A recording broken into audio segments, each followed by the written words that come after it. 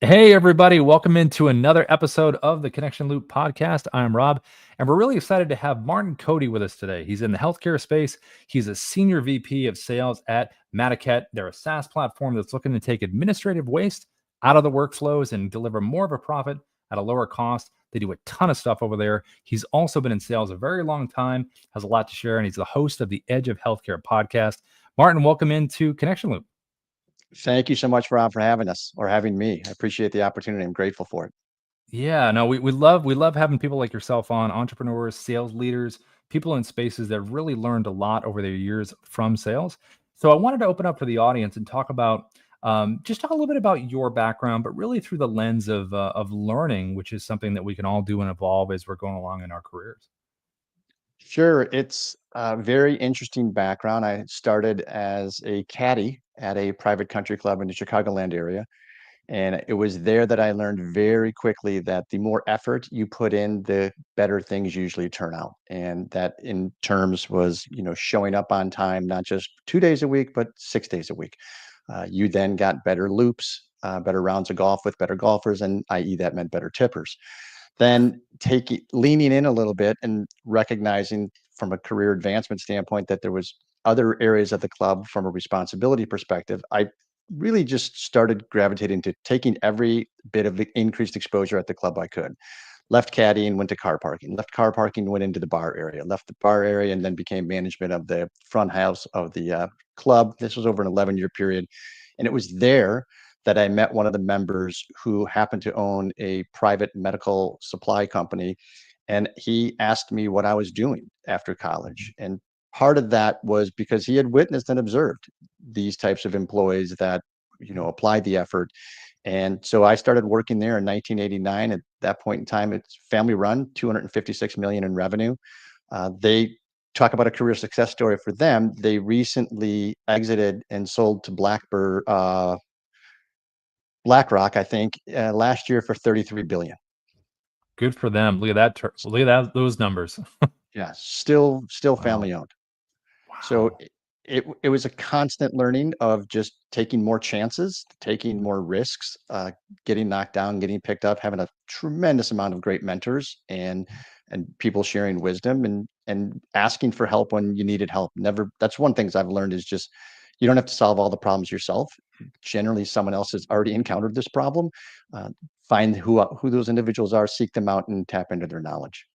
And it sounds like you did a very holistic kind of understanding of how everything worked. You did all the different positions. You're in there. You're learning. You're asking questions. You're open for strategy suggestions. So you're very open and you're asking questions. And like you said, there are important people that come across in our lifetimes. It could be mentors. That could be the right person at the right time. Even asking you, what do you plan on doing? And then you think about it, and then you have questions and they have great answers. So I think from a sales perspective, it really makes a lot of sense for us all to be flexible and open in terms of what we're learning, right? Agreed. And I think from a sales perspective, and by the way, I grew up in an era where you'd walk into hospitals when I was selling into hospitals and they had signs on their desks that says, "We shoot every third salesman and the second one just left." So sales never really has, at least in my eyes, attained the pedigree of success or the earmarks of people hear doctor, people hear, they think of certain things like a very respectful position. They hear sales, and myself guilty of this as well. To a degree, they kind of turn their nose and go, "Oh, great, the salesman." Yeah.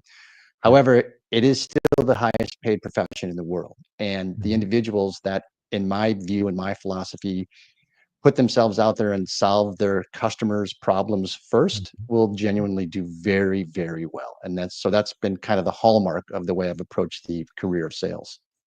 Yeah, and I think that you were lucky in the hospital sense where the salesman that gets shot, at least he can take it right into the hospital. They're right there, thank God, Yeah, Yeah, no, I think that's so true. I mean, sales makes the world go round. I mean, there are a lot of even though we're in a very self-serve space right now in a lot of ways when people are on their phones and they're looking for things on Amazon and they're shopping and it seems like the bigger the product is, the more they want you to buy it online. You can buy a house online now, you buy a car online, right?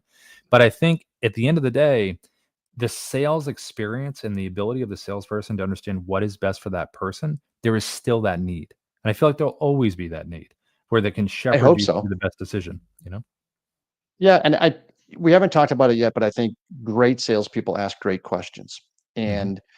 And you just touched upon something there with the self-service model. And we also live in a unprecedented immediate gratification model to Mhm. where, and I blame Google for a lot of this, because if you remember the old days when they were dominating the search engines, they still probably do it a little bit, where it's like, we sent you 1.3 billion responses in zero point 0.9 seconds. And it's so you got used to that type of gratification. Amazon was the next big player and so forth. Great relationships in sales take time. There Mhm. is you if you're asking for seven-figure deals, or if you're selling a seven-figure house from a real estate perspective, you have to get to know your seller. You've got to get to know the buyer. That there's no app for that per se. That's just going to accelerate that trust Mhm. foundationally that has to be built in order to have a successful transaction, more so than so you could have a repeat transaction type of stuff. And there's just no way to accelerate building trust other than asking great questions, giving value. And those are some of the things that have just stayed true through the test of time. Has it been, a really nice experience for yourself being like a mentor to people that you work with, like younger sales reps that are coming up? Like, what's some of the biggest pieces of advice you can give to them in terms of just the current world, like you just mentioned? I mean, you've got to build the trust. You've got to, there's a number of things you got to be aware of more now than probably when before when we were younger. Yes, I think the biggest piece is working on question asking Mhm. and phraseology of questions, the types of words you use in the questions. I mean, for men, probably one of the most important questions you'll ever ask is will you marry me?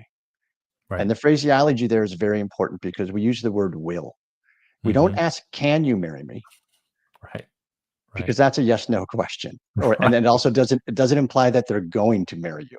Mhm. So I think will and would questions are very important versus can and could questions. And that's just one example of many Yeah. that I like to teach people from a standpoint of getting to know your buyer.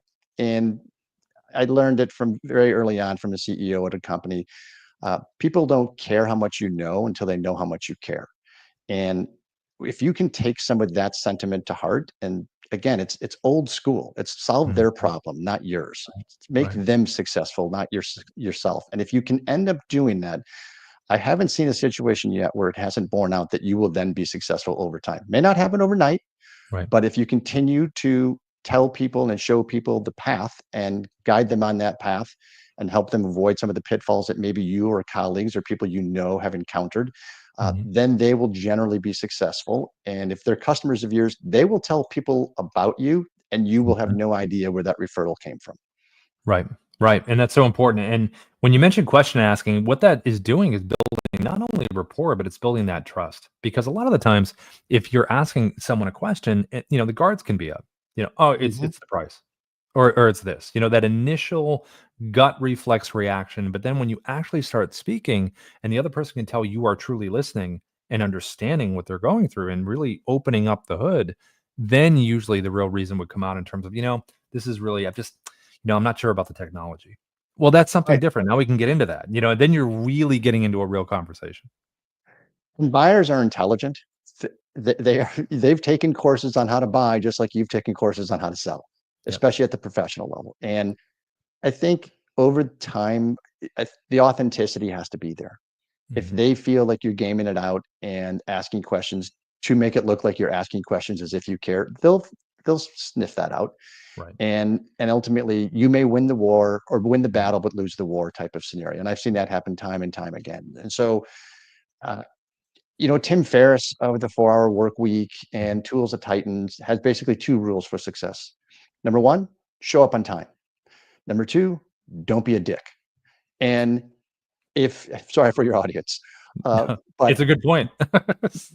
and by that he means treat the person with kindness, with respect, and show them that you are authentic about it. And generally, those are two pretty good fundamental rules to abide by. Yeah, yeah, and like the general rules of life, they kind of apply to the sales game at the same time, and And a lot of the times back in the day, it was almost like a one-way conversation. If you called someone on the phone, you were selling something, they don't have immediate access to any kind of information to possibly refute anything that you're saying or maybe check, Correct. well, now, like you said, the buyer comes to the table with a heck of a lot of research could possibly be done, information that is already out there, and you've really got to navigate your way through understanding that they might come to the table sometimes with more than you have in terms of what they've researched. Absolutely. Mm, And especially with real estate agents, with the person is looking mhm, well ahead of any conversations, or retaining you as their listing agent or their buyer. Everyone is looking mhm. at real estate, at automobiles and things of that nature. So your point is well taken. People are extremely well informed, especially on the bigger ticket items. Do you find in the healthcare space in general, is it different than other spaces that you've been in terms of, like, what would be the challenges kind of the healthcare space has from a sales perspective for yourself? Yeah, very much different, but also fundamentally the same. I've been in healthcare for 37 years. Yep. What I'm doing now is I help providers get paid more efficiently. And Yep. most people, when I say provider, they think of a practitioner, a person rendering care, a doctor. The provider can also be a hospital is legally a provider, an ambulatory surgery center, a nursing home. They're providing care. So all of them have to basically work, exist, and comply in the regulatory world Mhm. from states and laws and requirements, both local, national, and federal. And they Yep. also have to work with insurance companies. Mhm. There's a significant amount of data that moves back and forth between these entities and the insurance companies. Our organization at Maticate helps that information move more efficiently, faster, and with fewer errors. So, in turn, this end user, more often than not, it is a person. They get paid for their services rendered far faster. The challenge in this type of sale is there is no physical widget. I Yeah. can't I can't say here's my why my wheelchair is better than the competitor's wheelchair, and it could be tubular steel dimensions, Mhm. it could be weight bearing, it could be all sorts of different things. None of that exists. I'm selling efficiency for the most part, Mhm. and in healthcare, it's extremely challenging today for hospitals to maintain solvency, and a lot of them Mhm. are closing, and that has with it its own host of challenges on where are these patients going to now go, and how much more Right. expensive is their care going to be. So I have to build trust very, very quickly in that capacity because these are high six, low seven figure deals all Yeah. the time. And those people don't just sign up for in 21 days or anything like that. So it's Right.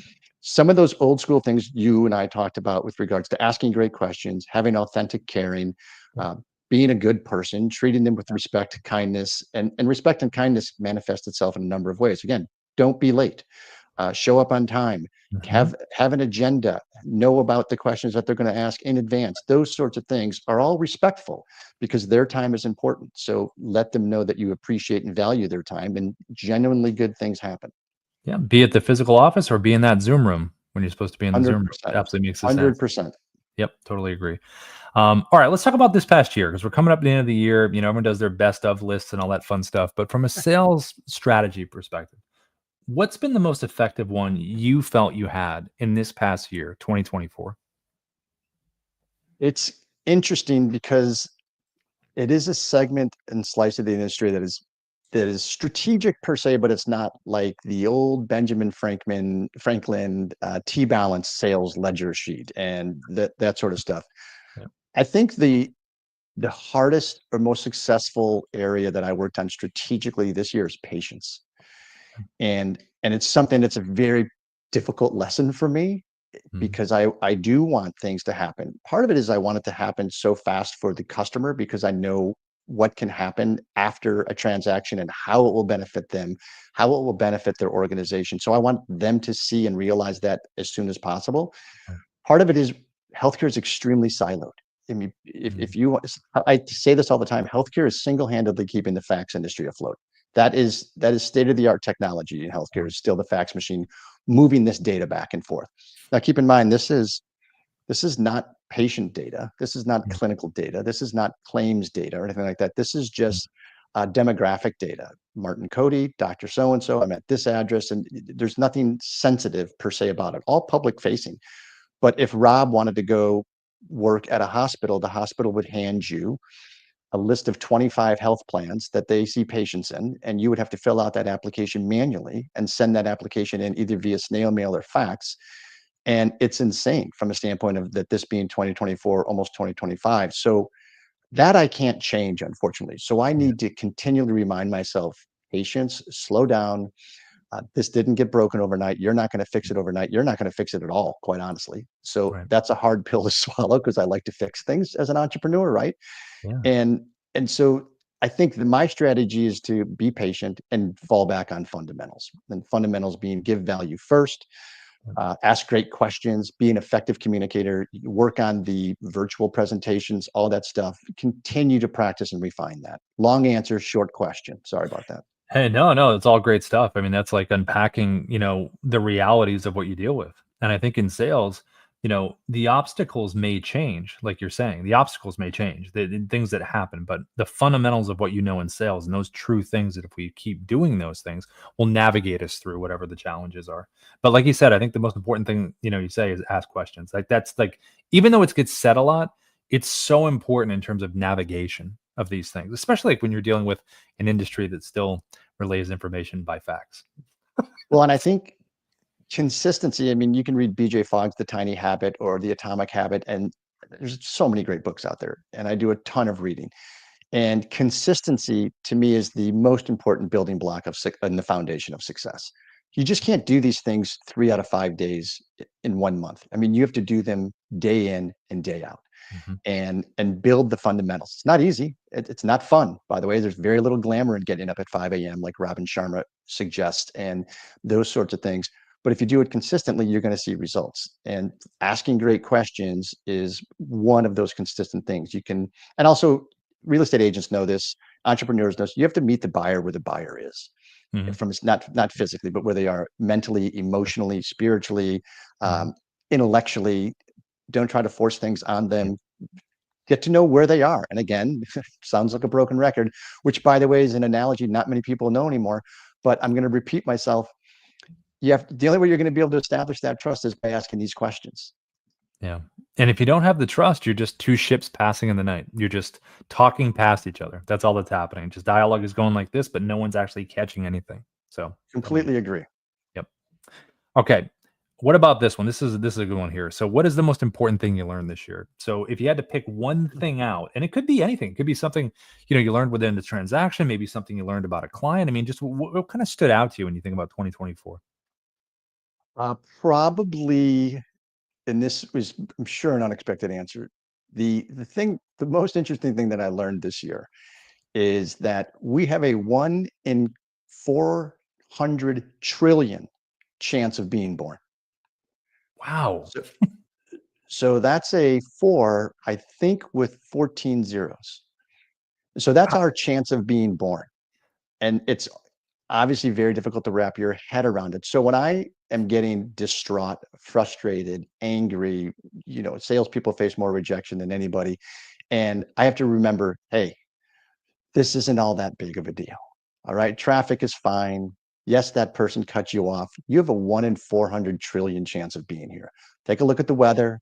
Enjoy what you have. You're Yeah. 5 feet 10 inches above ground, and so that has been kind of an effective learning to just reorient myself, not bring work home with me, Yeah. even though I work from home. So that's even more difficult in the virtual world. Right. But you get kind of the picture when you get into esoteric, metaphysical type of side, and just Mhm. more left brain side of things to say, okay, dial it down, get back at it tomorrow, get back on the horse tomorrow, type of stuff, and embrace, and that leads right into gratitude, which is also something I've learned a ton more about this year. Is just being grateful for even someone taking a meeting, Yeah. even someone returning a phone call and stuff. And you may have the greatest item that you need to share with them, but if you can't get their attention through authentic means and they finally give it to you, be grateful. It takes 2 seconds to say, thank you so much for the meeting. It's very kind of you to give me your time. And so those two things, the odds of being born at 1 in 400 trillion and gratitude, were my two big takeaways that I'm going to also take into 2025. 1 in 400 trillion centers you back to where you need to be, and then the gratitude of the situation that you're in. I think if we don't have that, and it's such a great point because if you're not centered the way you need to be, it's going to affect every communication you probably have, every moment you're ready to respond to adversity, or even the good things, whatever was happening throughout your busy day, because we're living in a time where could we be any more distracted? I mean, could there be any more? I mean, you're walking around with this thing and you could be on there all day doing nothing else, being completely distracted. So, from a sales perspective, we talk about this all the time. My God, how many touch points are there now? There are Oh so many yeah. touch points because if you don't have many touch points, it's like, you're not doing your due diligence because someone could miss the first five. It's Right. so true. And it's funny you talk about distractions. I'm starting to practice more digital minimalism and not being glued to my smartphone. And the distractions that we get on a daily basis are greater than our ancestors got 100 years ago in their lifetime. So I when believe you that. think about that from a standpoint of just the bombardment, most of it's useless, quite honestly. It's a like here, a ding there, and we're just being programmed from that standpoint. But if you strip away all that and start to digitally minimalize and control your inputs, it's Mhm. our parents used to call the television the boob tube and the idiot box. Yep. That was when we had 5 channels. I I don't know. even think they would understand what we're subjected to and what we have at our disposal here. So it's immensely distracting. And I'll say this too about the distraction part. Like, I'm a big sports fan. I love sports, basketball, football. Being from New England, a huge sports fan. And I think my heroes growing up, a lot of those sports guys like Larry Bird, all those different players, Michael Jordan, all the whole crew, right? There wasn't a level of scrutiny on a daily basis. On, like, imagine if you had a bad game. Do you know how many TikTok videos and YouTube clips there's going to be of that game that night shared across the world? And then you have people asking you all those questions based on those little things. That kind of scrutiny was not around a long time ago. So the current generation that has come up, I completely empathize with. Like, I mean, it's got to be hard because there is a constant distraction about everything that's happening every second. So your advice to do that and just kind of do that is probably the best advice you can give. Well, it's you bring up this generation, and we're familiar with what's been coined the greatest generation, the Mhm. World War II generation. The Yep. generation that is coming up today is called the anxious generation. Hmm. And it's because of everything with regards to social media and the bombardment of the digital inputs that the brain, it's able to process quite a bit unconsciously and consciously, but this Yeah. is at crazy levels. So Hmm. that is a one thing that I'm working on is the digital minimalism. The other thing is, and this was a painful lesson to learn that I'm taking into 2025. We, myself included, are never exonerated from the work. Hmm. And you get to a point in your career where you may say to yourself, and I've said it, it's like, Jesus Christ, can I get an effing break? And it's just always, it just seems like you can't eke out what you need to eke out. Yep. And there is no there. It's the journey, not the destination, which has been an incredibly valuable lesson to learn and really fully wrap my head around.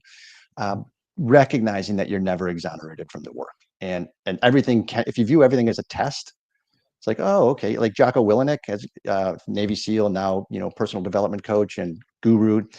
Anything that bad ever happens to Jocko, could be the airline, the flight's delayed, the taxi has a flat tire, he says good. He likes adversity, he embraces adversity, he wants challenges. That's a mindset. Yeah. Okay. Yeah. Many of us turn around and just say, God, why does this always happen to me? And that's a victim set. So there's a whole thing between growth mindset and victim set. But that has actually been fun to learn. And then you catch yourself, go, okay, good. Let's see what I can do out of this. Flight's delayed. I'll go get some more steps. I'll walk around the terminal. I'll do whatever I need to do from a health standpoint. I'm not going to dwell on it. That doesn't come overnight, learning those lessons, but it is interesting when you can reframe it and how your Mhm. body responds to it, both mentally and physically. It's super interesting. Yeah, that's it. That's really neat. I want someone to come up to you and say, "Hey, listen, Martin, I want to DM you." And no, not direct message. I stand for digital, minimalization. Sorry, that's a different kind of DM. Like, that'd be perfect. You know what I mean?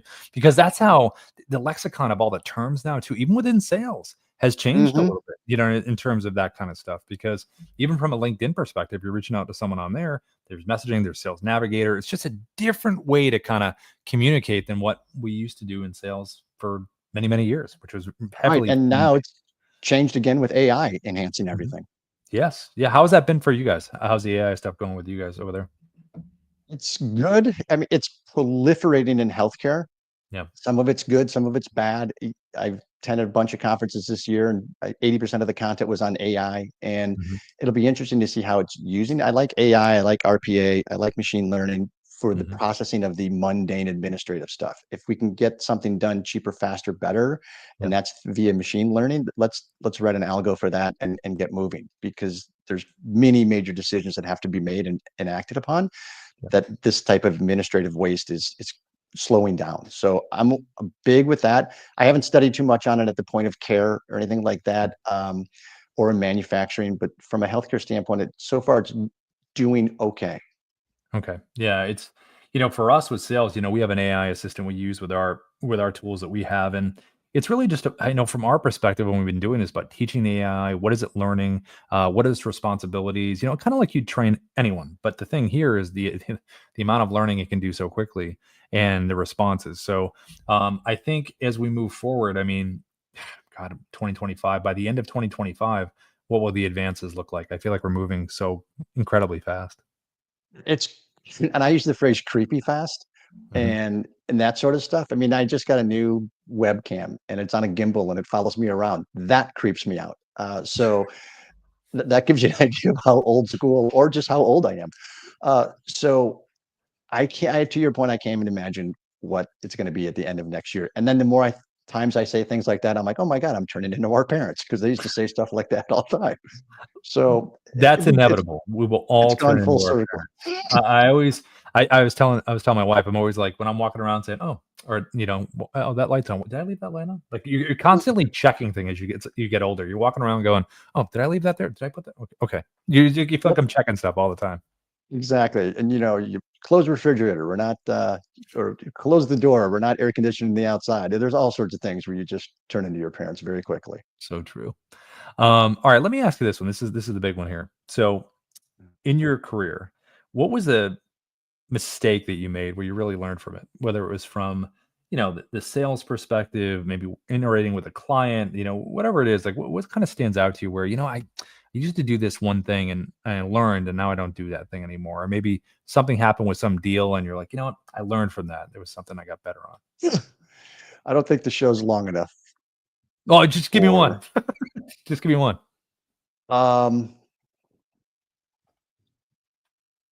I think the biggest mistake I've made, and this was early, um, so the sales environment was different than it is today. Techniques were different than it is today, and I took things for granted.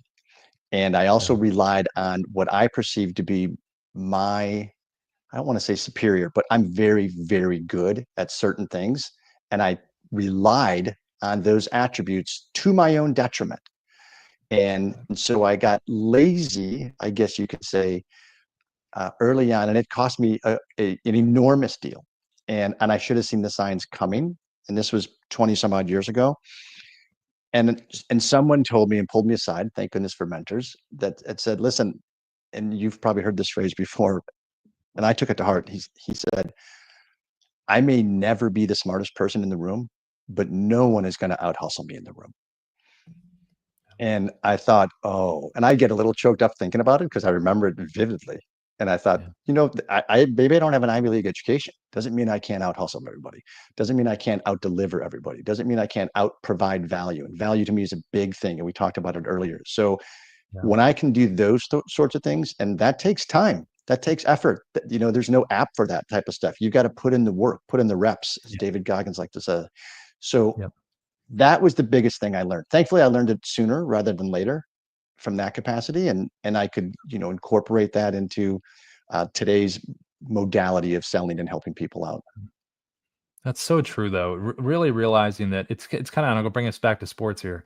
If I was playing basketball, shooting was my thing. But if I couldn't shoot, I couldn't rebound, do it. What you can do though? You can play defense. You can hustle and you Right. can play defense. And so if you're putting that level of effort in, that's such a huge part of everything.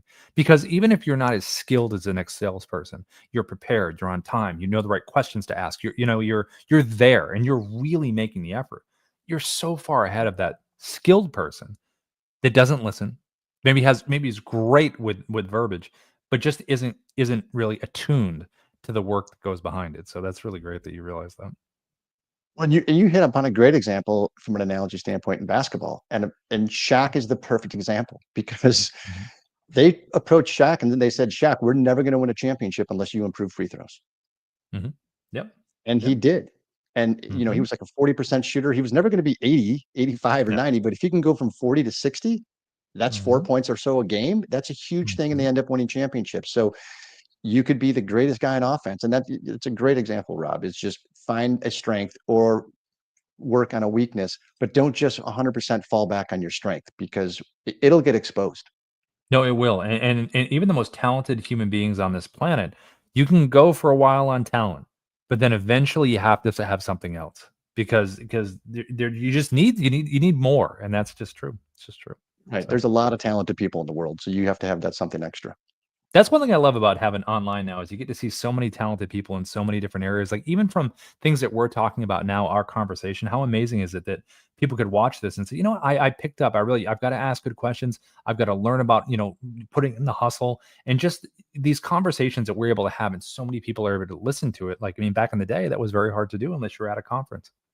Well, back in the day, it was nearly impossible. I Yeah. laugh. Back in the day, it's like you needed to research a hospital. You'd fly into town a day early before the meeting and go to the library and look at microfiche and see things and try to get up to speed on the board and stuff like that. Mhm. Yep. It is amazing what sales folks have access to today just on their smartphone. I mean, it's Mhm. incredible compared to what we had back in the day. And think about the board on the hospital. You could easily research their background, their profiles. I mean, you'd be in in the cafeteria at the hospital being, "Okay, so hopefully one of these people come down soon. How you doing?" One of Right. those. So, Absolutely. Never Eat yeah. Alone was a great book that was profound from my sales career in healthcare. So it's totally changed, but you're right. Some of those fundamentals, be of value, be of service, Mhm. those are time tested and I hope never go away. There was one, I think it was an old Italian expression. I remember there was an expression, something along the lines of, "When you sit down, you always buy 2 cups of coffee." I'm sure I'm hoping I'm not butchering this, but you buy 2 cups of coffee, 1 for yourself and 1 for humanity, and then hopefully Ah, humanity will sit down with you. hopefully It was humanity really shows up. Yeah, yeah, exactly. So, yeah, hopefully the client slash the prospect of humanity shows up. Yeah, exactly. I So, like it. yeah. Well, thanks for joining us today, Martin. It's been an awesome conversation. You have a wealth of background. Your take on everything is great. You reference so many different things. Everybody out there, Martin, what's the best way to get a hold of you? Do you have your LinkedIn? Find you on LinkedIn, or what's another great way?